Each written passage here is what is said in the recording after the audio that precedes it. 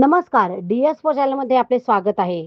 नाशिक जिल्ह्याच्या राजकारणात आणि सामाजिक वर्तुळात सध्या एकाच वक्तव्याची चर्चा रंगली आहे. राज्याचे अन्न व नागरी पुरवठा मंत्री छगन भुजबळ यांनी आज येवला येथे एक विशेष पत्रकार परिषद घेतली. यावेळी त्यांनी जिल्ह्याच्या प्रतिमेवरून अत्यंत कडक शब्दात आपली भूमिका मांडली आहे. येवल्यातील आपल्या संपर्क कार्यालयात पत्रकारांशी संवाद साधताना छगन भुजबळ यांनी विविध विषयांवर भाष्य केले. मात्र सर्वांचे लक्ष वेधले ते त्यांच्या एका विधानाने. गेल्या काही काळातील घडामोडींचा संदर्भ देत भुजबळ म्हणाले की काही प्रवृत्तींनी नाशिक जिल्ह्याचे नाव जाणीवपूर्वक खराब करण्याचा प्रयत्न केला आहे. नाशिकची ओळख ही प्रगत आणि सुसंस्कृत जिल्हा अशी आहे, पण अलीकडच्या काही घटनांमुळे जिल्ह्याची बदनामी होत असल्याबद्दल त्यांनी तीव्र खेद व्यक्त केला आहे. DS4 मराठी न्यूजसाठी दीपक सोनवणे, येवला.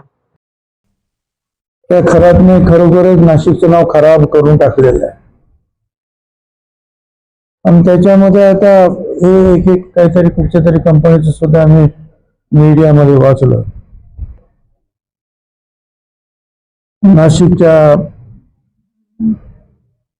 पावित्र्याला म्हणूया आपण, किंवा पहिल्यापासूनच कुंभमेळा इथे तो होतो, गोदावरी तिथे आहे, नदी रामकुंडामध्ये अख्ख्या जगातून लोक येतात अस्थि विसर्जनासाठी.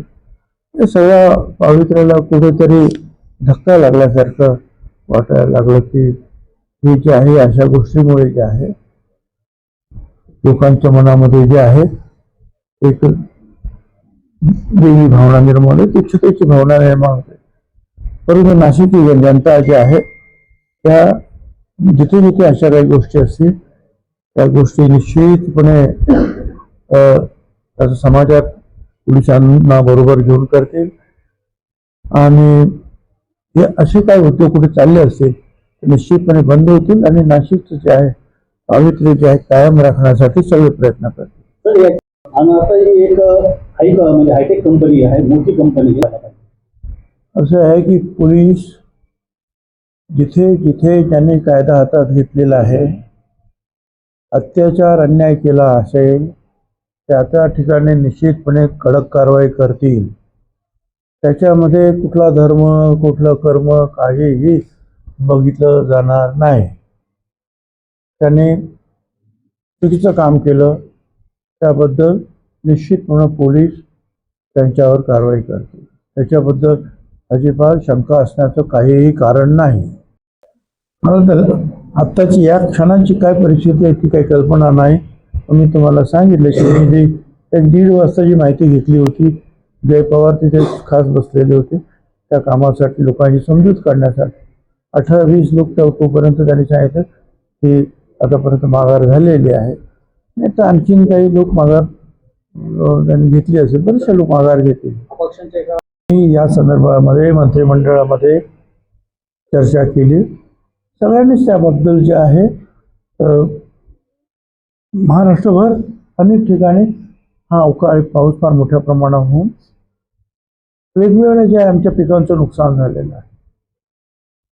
आणि म्हणून मग मुख्यमंत्र्यांनी जे आहे तिथेच आदेश दिले. आपण तर अगोदर सांगितलं सुरू करा काम पंचनाम्याचं निदान. ते पंचनामे वगैरे जे आहे ते एकत्रित जे सगळे आल्यानंतर जे आहे एकूण किती मोठं नुकसान आहे त्याचा सगळा आढावा घेऊन निश्चितपणे याबद्दल काय आर्थिक सहकार्य करता येईल याबद्दल सरकार निर्णय घेणार.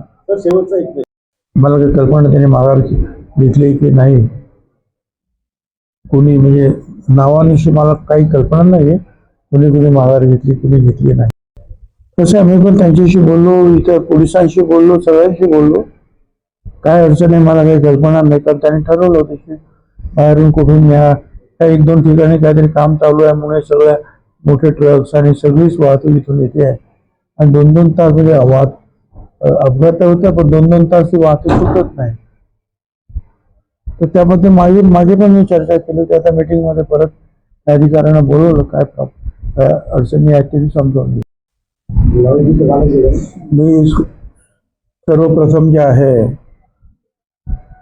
काँग्रेस पक्षानं जे आहे बारामतीच्या या निवडणुकीमध्ये माघार घेतली त्याबद्दल त्यांचे मी खूप खूप आभार मानतो.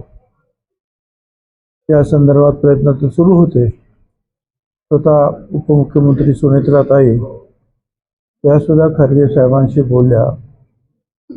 त्यानंतर आमचे काही आमदार आणि मंत्री हे हर्षवर्धन चव्हाण जे अध्यक्ष आहेत महाराष्ट्राचे, त्यांच्याकडे गेले. मी स्वतः त्यांना फोन केला, त्यांना विनंती केली आणि मग त्यांनी जे आहे त्या विनंतीला मान देऊन या निवडणुकीतून माघार घेतली.